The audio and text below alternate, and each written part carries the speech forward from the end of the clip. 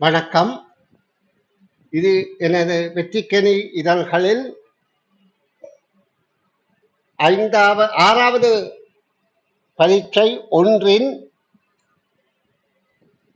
பக்கம் 4வது வினாக்களுக்கு விடை காணும் விளக்கங்கள். இப்பொழுது மாணவர்கள் அவதானித்த விடை காணும் விளக்கத்தை விளங்கிக் கொள்ளுங்கள். இப்போ நான் இந்த பக்கத்தை காண்பித்து உங்களுக்கு விடை காணும் விளக்கம் தருகிறேன். அதாவது பரீட்சை என்பது நாங்கள் நினைப்பது போல கடினமாக அமைந்து விடாது. நாங்கள் ஓரளவு முயற்சி உள்ளவராக இருந்தால் நிறைந்த பயிற்சிகள் செய்து பயிற்சியை சரியாக பிரயோகித்து வந்தால் பரீட்சையை நாங்கள் இலகுவாக வச்சுக் கொள்ள முடியும். இது உங்களுக்கு நான் பல தடவை சொல்லி இருக்கிறேன். இந்த 5ஆம் தர பரீட்சை கடினம் என்று அநேக மாணவர்கள் சொல்லுகிறார்கள். ஆனா அது என்ன கடினம் அல்ல, கடினம் போல் தோற்றுகின்றதை ஒழிய கடினம் அல்ல. இது இதை கொண்டு நான் சொல்றேன் என்றால், நான் நீண்ட கால கற்பித்து பல பிள்ளைகளை தயார் பண்ணி அந்த பிள்ளைகளின் பெறுபேறுகளை பார்த்து அந்த பிள்ளைகளின் முயற்சி போன்றவற்றை பார்த்துத்தான் சொல்றேன். அப்ப கொஞ்சம் அக்கறையாக நிறைய பயிற்சிகள் செய்து, அதாவது என்னுடைய பயிற்சி தான் மட்டும்தான் இல்லை, பல பேர் திறம்பட செய்கிறார்கள். அதையெல்லாம் செய்து நீங்க பயிற்சி பெற்றால் நிச்சயமாக இந்த பரீட்சை அவ்வளவு கடின பரீட்சை என்று சொல்வதற்கு இல்லை. அந்த வகையில்தான் நான் இந்த பரீட்சையை தமிழ் மொழியில் செய்கிற பிள்ளைகள் நிச்சயமாக சிறந்த பெறுபேறு எடுக்கணும் என்றதுக்காக இந்த வருடம் வெற்றிக்கனிகள் என்று 1995ஆம் ஆண்டிடம் முந்தி வெற்றிக்கனிகள் என்ற இதழை எழுதின ஆசிரியர் என்ற முறையில 30 வருடங்களுக்கு பிறகு இந்த வருடம் வெற்றிக்கனிகள் என்ற பெயரில் எதிர்பார்ப்பு பரீட்சை தாள்கள் தயாரித்திருக்கிறேன். அதின் 6வது பரீட்சை வினாத்தாள் 1 4வது பக்க வினாக்களுக்கு விடை காணும் விளக்கங்கள். இப்ப நான் என்ன சொல்ல வரேன் என்றால், இங்க நிறைய பயிற்சி செய்யுங்கோ. பயிற்சி செய்தால் அரச பரீட்சையை இலகுவாக வைத்துக் கொள்ள முடியும். எப்படி இதே வினா அங்க வரும் என்று எதிர்பார்த்தா அதை போல முட்டாள்தனம் ஒன்றும் இல்லை. இதே வினா வராது, இதே மாதிரி இதுக்கு எப்படி விடையளிக்க நீங்க முயற்சி செய்கிறீர்களோ அந்த முயற்சி அங்க போதும். இப்ப நான் இதுல உங்களுக்கு விடகான்ற விளக்கங்களை வழங்குகின்ற போது நீங்கள் சிந்தித்து இந்த விடகாணுகின்ற விளக்கங்களை விளங்கிக் கொண்டு இன்னொரு வினா வருகின்ற போது அதை பிரயோகிப்பீர்கள். உங்களுக்கு ஒரு எதிர்கொண்டு வரையக்க அதை சமாளிக்கிறீங்க, புதிய சவாலை எதிர்கொள்றீங்க. அதான் உங்களோட திறமை. சரி, இப்ப 11வது வினா வெற்றியடைப்பில் வர வேண்டிய பெண் ஜாதி என்று கேட்கப்படுது. இது ஒரு எண்கோலமாக நாங்கள் பார்ப்போமா இருந்தால் இடமிருந்து பலமாக எண்கள் கூடிக்கொண்டு போகுது. இதை பார்த்தால் நாங்கள் இது ஒரு எண்கோலம் போல சிந்தித்து பார்ப்போமா இருந்தால், முதல் கீழ்வரிசையில சகரண்டு பொது வித்தியாசமாக கூடிக்கொண்டு போகுது. அடுத்த வரிசையில சக 4 பொது வித்தியாசமாக கூடிக்கொண்டு போகுது. அடுத்த வரிசையில சக 8 பொது வித்தியாசமாக கூடுது. அப்ப அடுத்த வரிசையில இது 2 இருமடங்கு, 4 இருமடங்கு, அப்ப 8 இருமடங்கு 16 பொது வித்தியாசமாக வரணும் என்றால் எங்களுக்கு அது கூட கிடைக்க இல்லை. இப்ப நாங்க இதுல பொது வித்தியாசம் பார்த்தா ஒரு எண்ணுக்கும் இன்னொரு எண்ணுக்கும் தானே பொது வித்தியாசம் காக்கலாம். இங்க ஒரு இலக்கம் மட்டும் இருந்தா இது இதோட பொது வித்தியாசம் பார்க்கணும். அப்ப 8 இருமடங்கு 16 என்றால் அப்ப நாங்க இது 2ஐயும் கூட்டினதுல 16 வித்தியாசம் இருக்கா? இல்லையே, ஒரு எண் தானே இருக்குது. அப்ப இதற்கு நாங்கள் வேற்று வழியில மறைமுகமாக சிந்தித்தால் இது 2ஐயும் கூட்டினால் இந்த பரிமாணம் வருது, இது 2ஐயும் கூட்டினால் இந்த பரிமாணம் வருது, இது 2ஐயும் கூட்டினால் இந்த பரிமாணம் வருது. அப்ப அதே போல மேலையும் இது 2ஐயும் கூட்டினா இந்த பரிமாணம், இது 2ஐயும் கூட்டினா இந்த பரிமாணம். அப்ப இது 2ஐயும் கூட்டி வர பரிமாணம் தான் இங்க வரும். அப்ப 40 என்ற விடை வருகின்றது. அப்ப நாங்க இது ஒரு எண்கோலம் என்ற அடிப்படையில பார்த்தால் ஓரளவு சிந்திக்க வேணும். இப்ப 40 என்ற விட இங்கே வந்திருக்கு என்பதற்கு நீங்க சிந்தித்தால் விடை கிடைக்கும். சரி, இனி அடுத்த 14வது வினாவை பார்வையிடுவோம். இதிலையும் அதே போல ஏதாவது கோலம் இருக்கா, இடமிருந்து வலமா பார்ப்போம். 3, 5, 7 அப்ப சக 2 பொது வித்தியாசம். மேலிருந்து கீழாக பார்ப்போம். 7, 9, 11 சக 2 பொது வித்தியாசம். 11, 13, 15 சக 2 பொது வித்தியாசம். அப்ப மேலிருந்து கீழாக சக 2 என்றால் 17 வரணும். அப்ப விடையும் இருக்கு, பொருத்தமாக இருக்குது. அப்ப இது என்ன? இடமிருந்து வலமாக மேலிருந்து கீழாக, இடமிருந்து வலமாக மேலிருந்து கீழாக சக 2 பொது வித்தியாசம் உள்ள பெண்களின் ஏறு வரிசை. அதாவது 3 சக 2 5 சக 2 7 அப்படியாக தப்பிலண்டு கூடிக்கொண்டு பொது வித்தியாசமாக ஏறு வரிசையில எண்கள் வருகின்ற போது இங்கே 17 என்ற விடை பொருத்தமாக இருக்கின்றது. இது நாங்கள் அடுத்த வினாவை பார்வையிடுவோம்.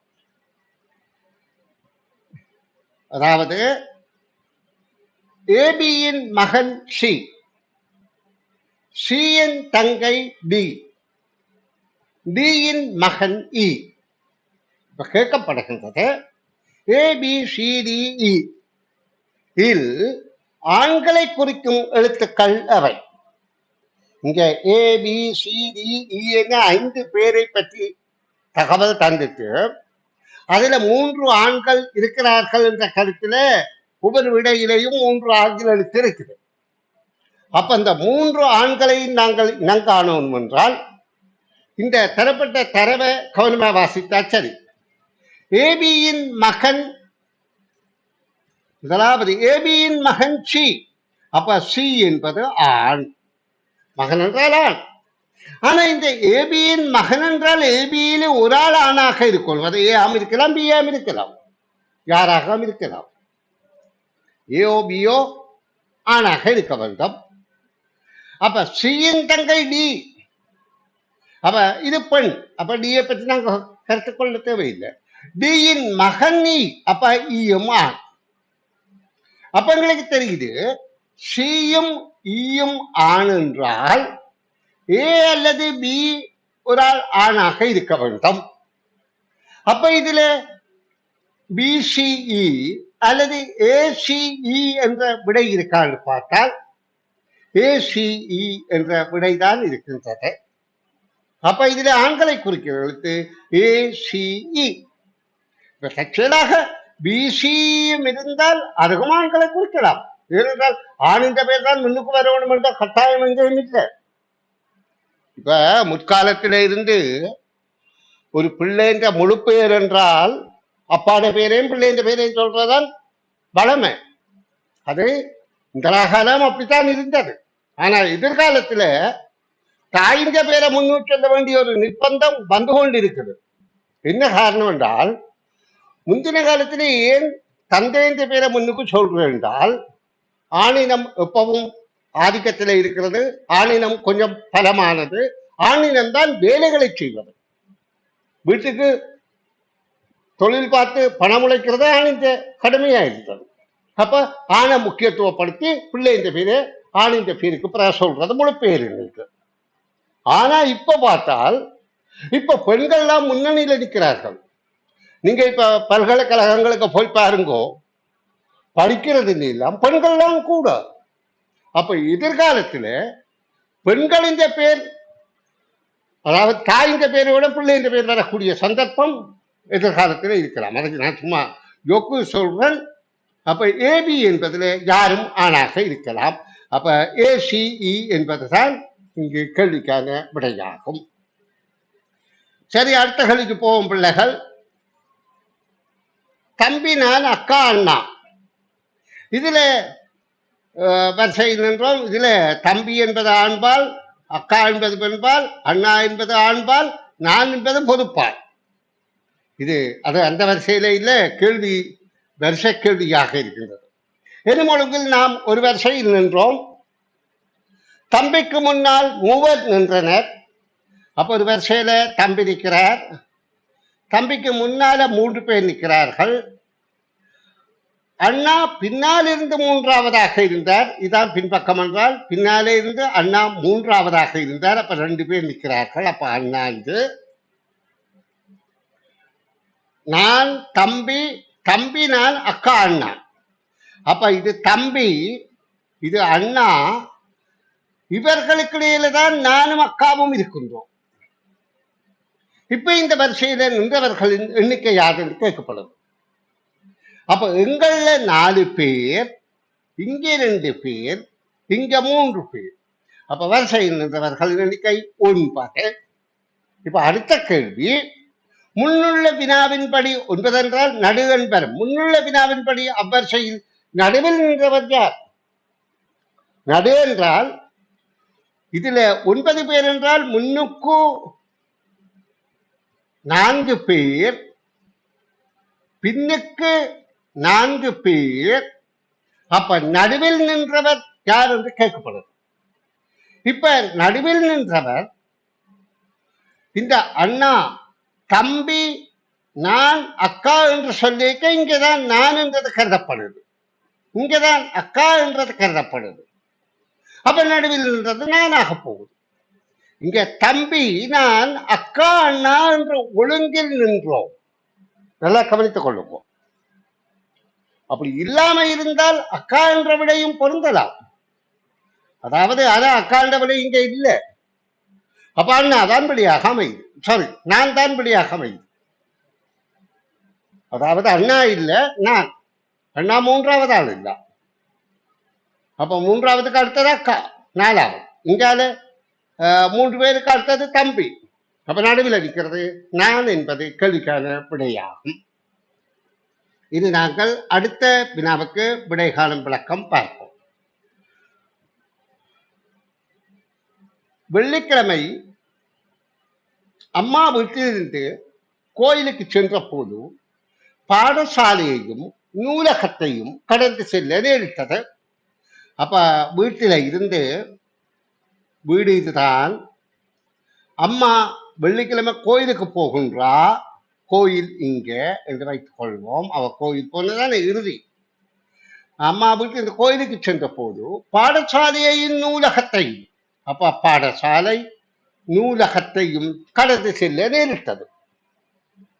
வீட்டிலிருந்து பாடசாலைக்கான தூரத்தின் 2 மடங்கு தூரம், வீட்டிலிருந்து பாடசாலைக்கான தூரத்தின் 2 மடங்கு தூரம் வீட்டிலிருந்து நூலகத்துக்கான தூரம்.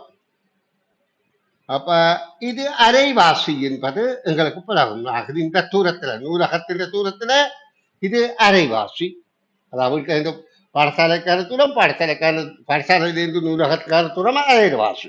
இப்ப நூலகம் வரை இல்லை. அதாவது தூரத்தின் 2 மடங்கு, அதாவது வீட்டிலிருந்து பாடசாலைக்கான தூரத்தின் 2 மடங்கு வீட்டிலிருந்து நூலகத்துக்கானது. அதே போல் வீட்டிலிருந்து நூலகத்துக்கான தூரத்தின் 2 மடங்கு வீட்டிலிருந்து கோயிலுக்கான தூரம். வீட்டிலிருந்து நூலகத்துக்கான தூரத்தின் 2 மடங்கு வீட்டிலிருந்து கோயிலுக்கான தூரம். அப்ப இதுங்க அரைவாசி இது என்று வருகின்றது. அப்ப நாங்க முழுதையும் ஒன்றாக எடுப்போமாக இருந்தால் நல்லா கேட்டுக்கொள்ளுங்க. இது 1 மடங்கு தூரம், இது 2 மடங்கு தூரம், இதுவும் 2 மடங்கு தூரம். இது இதுக்கு சமன். இது 2ம் சேர்ந்துதான் நூலகத்துக்கும் கோயிலுக்கும் சமன். இவற்றில் அதிக தூர இடைவெளியில் இருப்பவை என்பது இந்த நூலகம், கோயில் ஆகும். அப்ப 3ஆவது விடை. வீட்டிலிருந்து கோயிலுக்கான தூரம் 800 மீட்டர் என்றால் இங்க நாங்க இதுங்க 2வது இதுங்க அரைவாசி என்று பார்த்தோம். இது இதுக்கு சமன் என்று பார்த்தோம். அப்ப 800 மீட்டர் என்றால் 800 நாங்க 4ஆல வகுக்க போறோம். 800 4ஆல வகுத்தால் 200 மீட்டர் வீட்டில இருந்து பாடசாலைக்கான தூரம். பாடசாலையில இருந்து நூலகத்துக்கான தூரம் 200 மீட்டர். நூலகத்திலிருந்து கோயிலுக்கான தூரம் 400 மீட்டர். இப்ப கேள்வி என்ன, வீட்டிற்கு இருந்து கோயிலுக்கான தூரம் 100 மீட்டர் அகலாயின் பாடசாலைக்கும் நூலகத்துக்கும் உள்ள தூரம் நீங்க பாருங்க, பாடசாலை நூலகத்துக்குள்ள தூரம் இதுதான் பாடசாலை நூலகம் இது 200 மீட்டர் என்பது தெளிவாகின்றது. அன்பு மாணவ செல்வங்களே, இந்த கேள்விகள் கஷ்டமல்ல, நீங்க சரியாக புரிந்து விடையளித்தால் போதுமானது. நன்றி.